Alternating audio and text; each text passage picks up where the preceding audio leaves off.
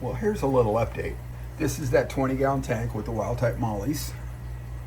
And there they are. I've cleaned a lot of the guppy grass out because I sold a bunch.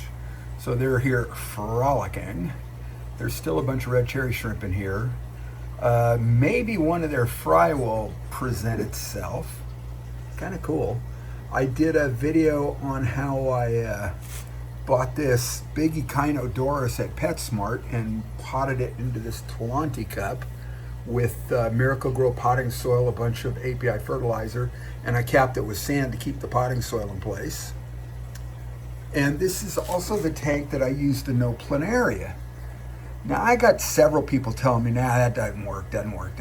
Well, you know what I'm here to tell you? This is 11 days later. There are no snails in this tank, none whatsoever. Now, what I'm guessing, and I don't know for sure, that there may be eggs.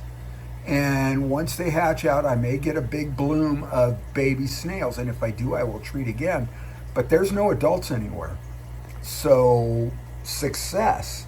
So all I can think of is the people that tried didn't dose correctly, didn't follow the directions, didn't dose correctly.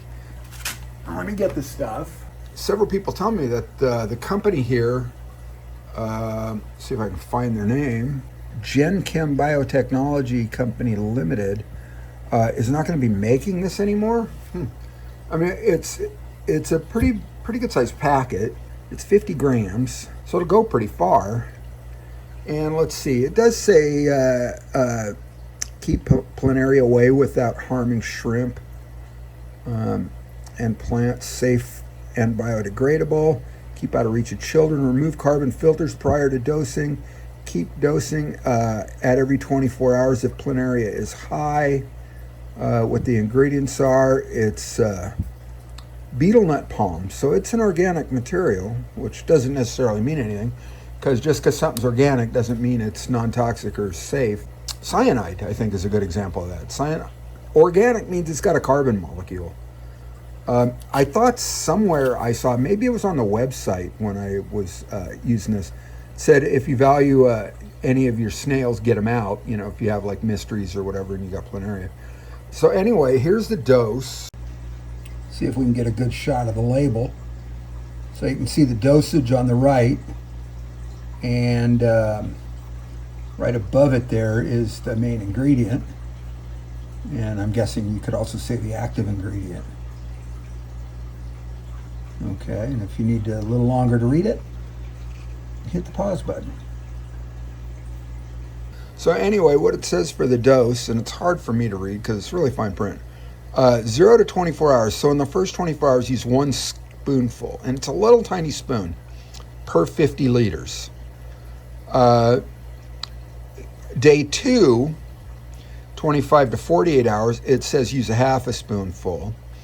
Day 3, 49 to 72 hours, use a quarter of a spoonful. All right, so what I came up with, these are 20-gallon tanks, it's 1.5 scoops or spoonfuls per 20 gallon. That's for day 1. Day 2, it would be 3/4 of that. Day 3 would be 3/8 of a scoop.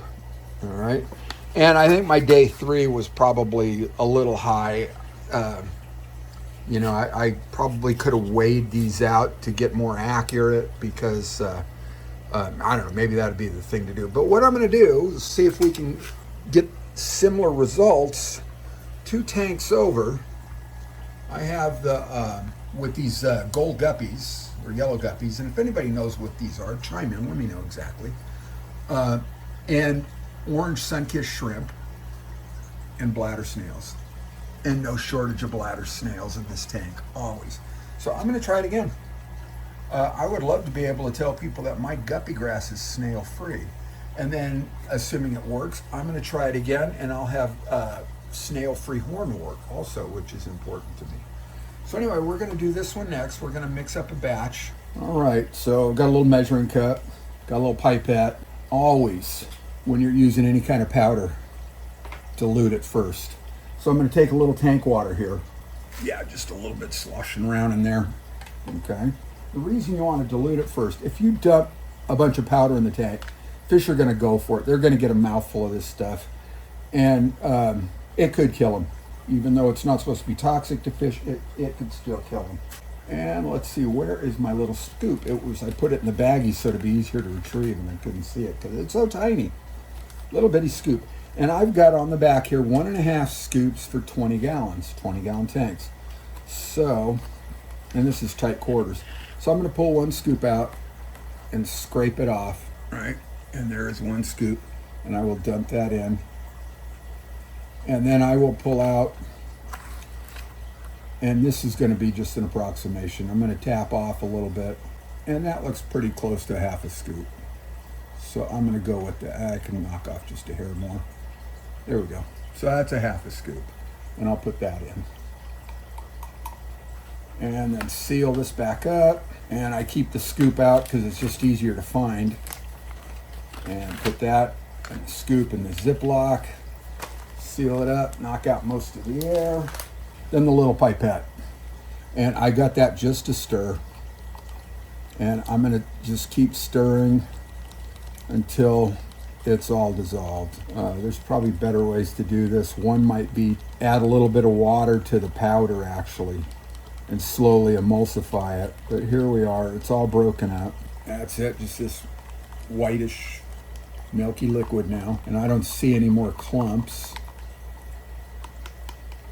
And I'm going to get a little water in my pipette and blow it out. Now I've got a sponge filter in the back of this tank, so I don't have any carbon or any other kind of chemical extracting filtration in here. And what I'm going to do, I've got the sponge filters in the back corner.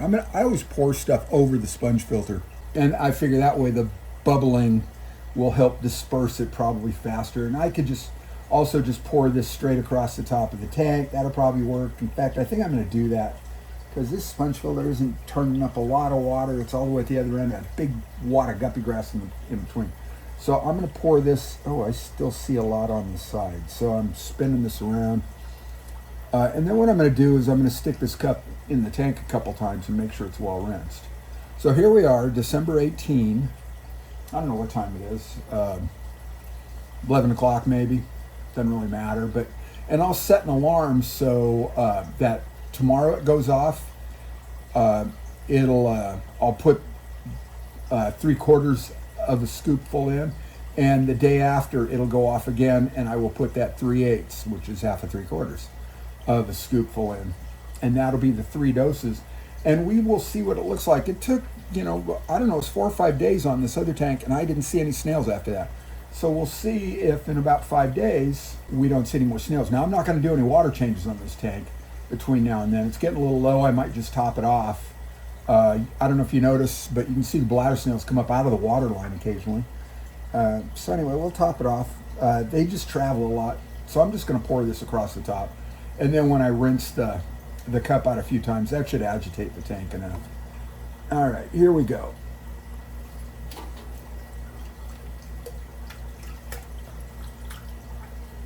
All right, that's it. So that's treatment number 1. So stick with me, and then we'll come back and do an update on day, I don't know, 5 or 6, within a week or so. That'll be, what's today, Wednesday. So next Wednesday will be Christmas Eve, so maybe that'll be a good Christmas present. No more snails in this tank. So anyway, like I always say, I appreciate you watching. If I've earned it, I hope you'll subscribe if you haven't already. And like I always say, thanks for looking.